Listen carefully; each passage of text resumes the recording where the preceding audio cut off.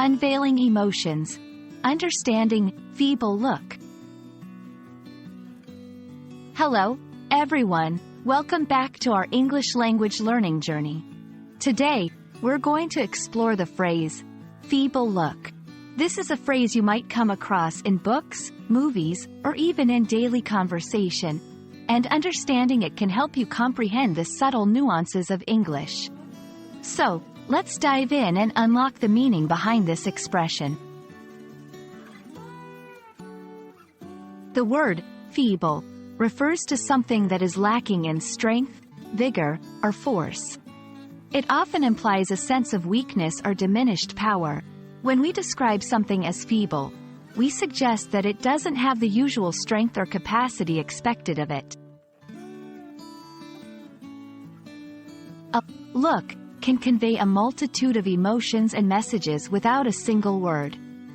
In English, we often use the word look to describe the expression on someone's face, which can communicate feelings like happiness, anger, surprise, or, in our case, weakness.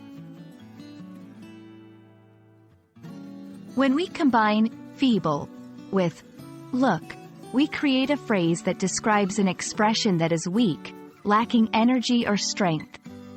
This could be due to illness, exhaustion, old age, or a feeling of defeat. It's a powerful way to describe someone's appearance and emotional state with brevity and precision. Let's see how feeble look is used in sentences. After 3 days of fever, the patient gave his visitors a feeble look. The boxer's feeble look was evidence of the tough fight he had been through. Despite her feeble look, she spoke with a strong and determined voice.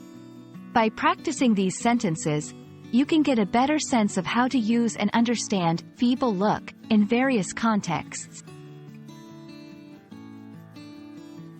Imagine you're watching a movie, and a character has been stranded on an island for days without food or water. When they're finally found, they might give their rescuers a feeble look. It instantly tells the audience about the character's ordeal and current condition without the need for words. And there you have it. Now you know what feeble look means and how to use it to describe someone's physical and emotional state. I hope this video has been informative and that you can use this phrase to express yourself more vividly in English. Thank you for watching, and remember to keep practicing. See you in the next video.